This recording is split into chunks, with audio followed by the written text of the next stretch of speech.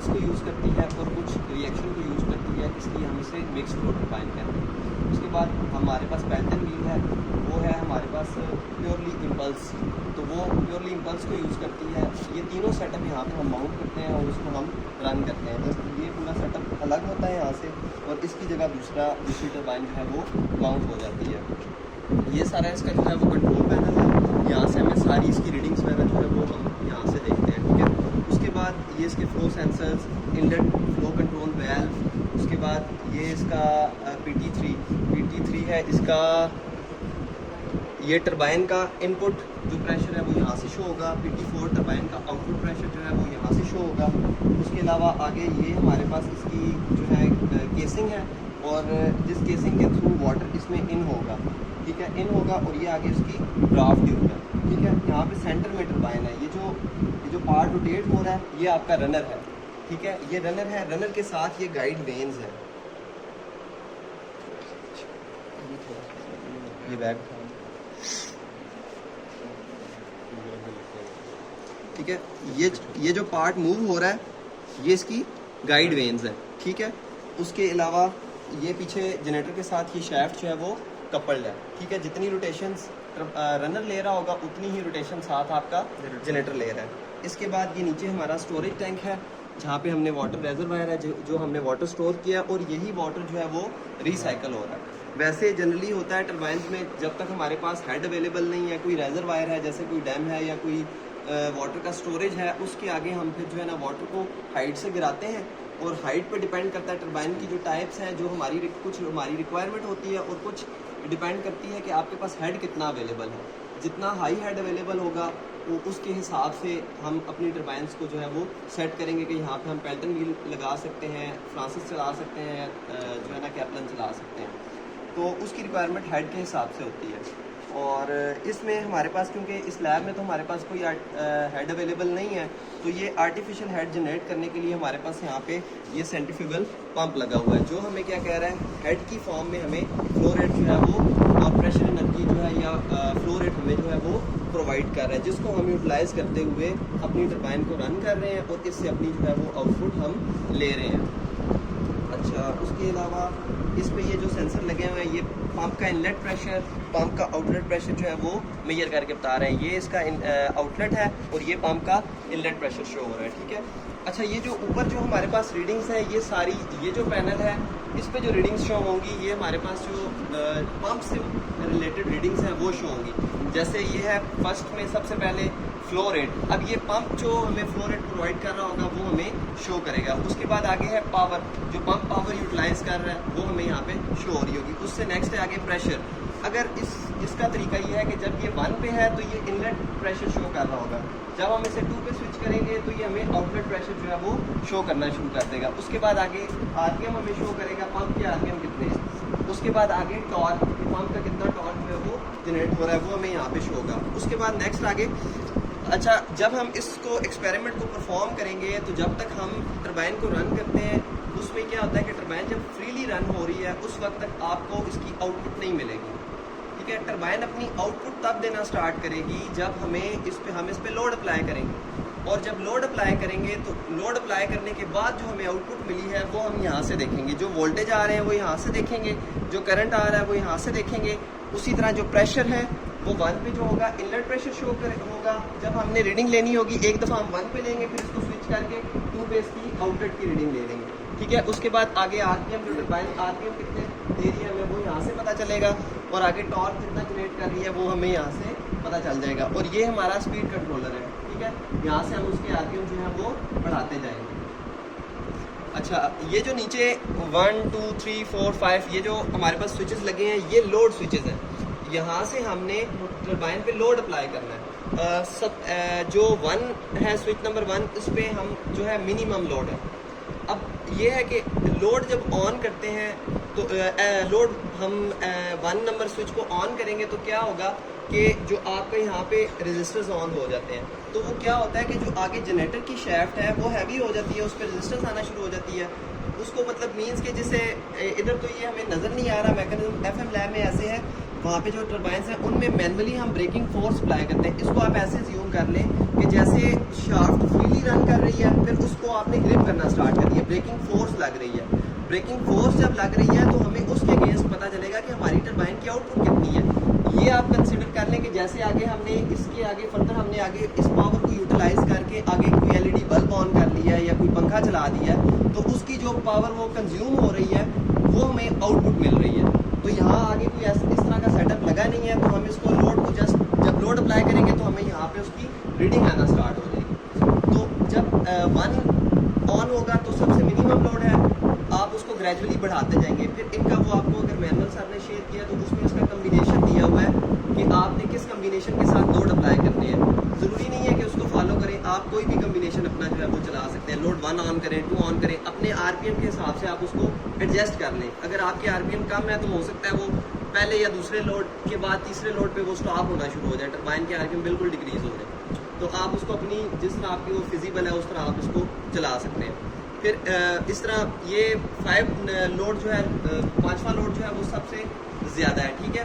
उस पर आपकी टर्बाइन पे काफ़ी इफेक्ट आता है, काफ़ी लोड आता है, ठीक है। उस वो आपकी एक किस्म की जो है ना उसमें अच्छा जब टर्बाइन की आउटपुट हमें मिलेगी तो ऐसा नहीं होता। जनरली कंसेप्ट होता है कि जब हम टर्बाइन को रन करते हैं तो जब वो अपने मैक्सिमम आरपीएम पे, तो ऐसा होता है कि जब हम टर्बाइन को रन करते हैं तो वो जब फ्रीली रन कर रही है तो हमारे जहन में ये चीज़ आती है कि जब टर्बाइन अपने आप मुस्कुरा रही है, बात है तो सब कुछ सारे हंसने, हमें कौन सा हंसना है। 2 मिनट में आपके लिए कहा मुझे तो ये सारी चीज़ें 2 मिनट के लिए मैंने आपको मना कर।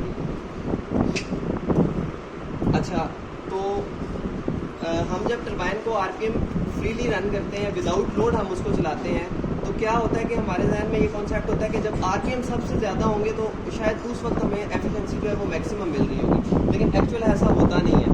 आप फ़र्ज़ करें अब हम इसको स्टार्ट करेंगे तो टर्बाइन हमारी फ़र्ज़ करें 2500 आरपीएम पे हमने उसको मैक्सिमम आरपीएम 2500 आरपीएम सेट कर लिया।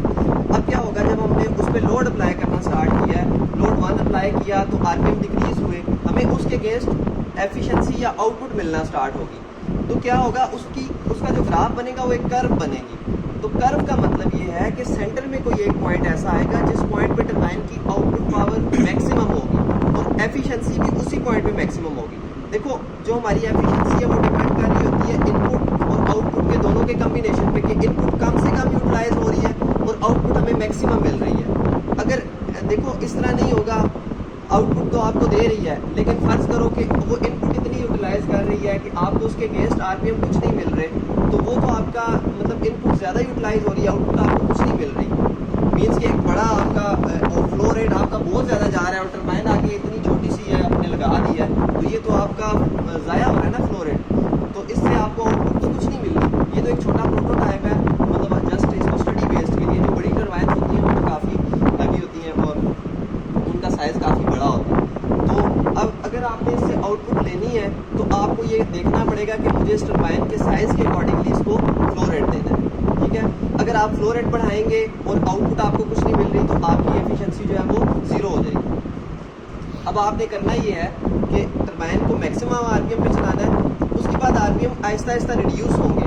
जब रिड्यूस होंगे तो कर्व बनेगी। कर्व का मतलब है कि दरमियान में कोई एक ऐसा पॉइंट आएगा जिस पॉइंट पे आपकी इनपुट मिनिमम यूज़ हुई और उसके अगेंस्ट आपको आउटपुट मैक्सिमम मिली, ठीक है। वो पॉइंट होगा कि आप ये कह सकते हैं कि इस पॉइंट पे हमने मैक्सिमम एफिशिएंसी अचीव की।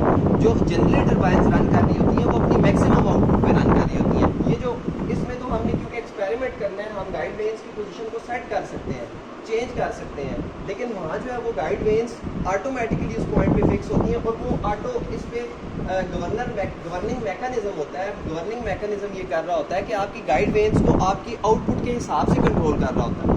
फर्ज करें आप जैसे दिन का टाइम है, एसी वगैरह चल रहे हैं, लोड ज़्यादा है, रिक्वायरमेंट ज़्यादा है लोड की, तो वो क्या करते हैं फ्लो रेट को जस्ट उनको कंट्रोल पैनल में वो बैठे हैं, उन्होंने क्या करना है विकेट गेट को ओपन कर देना है, फ्लो रेट बढ़ जाएगा। जब फ्लो रेट बढ़ेगा तो ये जो आपकी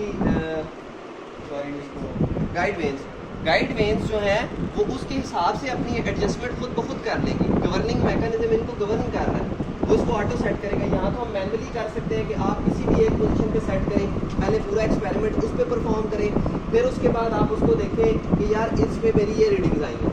अब मेरी एक रीडिंग पूरी हुई, अब मैंने गाइड रेंज की पोजीशन को थोड़ा सा चेंज कर दिया। आपने ये नहीं करना कि आपने फ्लो को यहाँ से दोबारा यहाँ से इसको चेंज करना है। फ्लो को फ्लो जो एक दफ़ा सेट किया उसी पे आप एक गाइड रेंज की पोजीशन पे एक्सपेरिमेंट करें, फिर फ्लो को चेंज ना करें। आप गाइड रेंज की पोजीशन को चेंज करें, आपको पता चलेगा कि कितना इफेक्ट पड़ा है। गाइड रेंज की पोजीशन एक्यूरेट ना होने की वजह से हमारे आरपीएम काफ़ी रिड्यूस हो जाते हैं, हमारी आउटपुट पे बड़ा फर्क पड़ता है। तो आपने कोशिश करनी है कि अब फ्लो रेट यहाँ गाइड रेंज का ये काम भी है। गाइड रेंज बेसिकली करती क्या है? गाइड रेंज ये करती हैं, ये डिसाइड करती हैं कि किस एंगल से जाके आपके वाटर ने हिट करना है। ठीक है, ये जो हमारे पास टरबाइन है ये रेडियली इनवर्ड और एक्सियली आउटवर्ड फ्लो टरबाइन है। जो इस टाइम ये अभी लगी है ये अपनी मतलब उसके सेटअप के हिसाब से भी चेंज हो सकता है। जो ये सेटअप लगा हुआ है ये रेडियली इन और एक्सियली आउटवर्ड फ्लो टरबाइन से हम कहते हैं। क्या हो रहा है कि वाटर आउटर पेरीफेरी से एंटर हो रहा है और आई से आउट हो रहा है टरबाइन की। मीन्स कि अगर आपके पास एक मतलब ये इसको आप टरबाइन समझ लें तो वाटर यहाँ से इन हो रहा है और सेंटर से आई से आउट हो रहा है। इसको हम कहते हैं रेडियली इनवर्ड और एक्सियली आउटवर्ड। अब ये एक्सियली और रेडियली हम किसके मुताबिक कह रहे हैं? जो टरबाइन की शैफ्ट है उसके हिसाब से। ये शैफ्ट है तो रेडियली इन हो रहा है और एक्सियली ही शैफ्ट के एक्सियली आउट हो रहा है, तो इसे कहते हैं radially inward axially outward flow turbine. ये इस केस में ठीक है। आगे पैटर्न आएगी तो उसका मैं बता दूंगा, या फ्रांसिस आएगी तो उसका अलग से बता दूंगा। इस केस में तो अब ये हो रहा है कि टरबाइन का जो वाटर है वो आउटर पेरीफेरी से इन हो रहा है और ब्लेड्स को हिट करता हुआ आगे सेंटर से लीक कर रहा है। अगर आपने ये भी इसमें हम ये कर सकते हैं कि फ्लो रेट एक दफ़ा आपने सेट कर दिया, आगे जस्ट आप गाइड रेंज की पोजीशन को चेंज करने से इसकी एफिशिएंसी, आउटपुट, इसका फ्लो रेट, ये तीनों चीज़ें यहाँ से आप कंट्रोल कर सकते हैं। ठीक है, ये गाइड रेंज को चेंज करने से। तो अब ये इसको कंट्रोलिंग मैकेनिज्म है ना। देखो ये तो मैनुअल है, ये एक छोटा प्रोटोटाइप है। यहाँ पे उन्होंने हमें ऑप्शन दिया है इसको चेंज करने की। यहाँ से मैनुअली आप इसको कम या ज़्यादा कर सकते हैं। ये देखें डिस्टेंस कम या ज़्यादा हो रहा है। तो अब ये जब नैरो डाउन होगी तो क्या होगा? फ्लो रेट कम होगा अपनी रिक्वायरमेंट के हिसाब से कि अगर आपको फ्लो नहीं चाहिए, आपकी रिक्वायरमेंट कम है, अगर कम फ्लो रेट से आपका गुजारा हो रहा है तो आप इसको नैरो डाउन कर लें। अगर आपको रिक्वायरमेंट है कि आपने फ्लो रेट बढ़ाना है उसको ओपन कर लें गाइड रेंज, उससे आप इसका फ्लो रेट कंट्रोल कर रहे हैं। फ्लो रेट कंट्रोल करने से आपकी आगे फर्दर आउटपुट कंट्रोल हो रही है और आउटपुट से आगे आपकी एफिशिएंसी कंट्रोल हो रही है। ठीक हो गया? अच्छा, यहाँ तक हो गया। आप ये कैप्टन, ये फ्रांसिस का रन है, वो कैप्टन।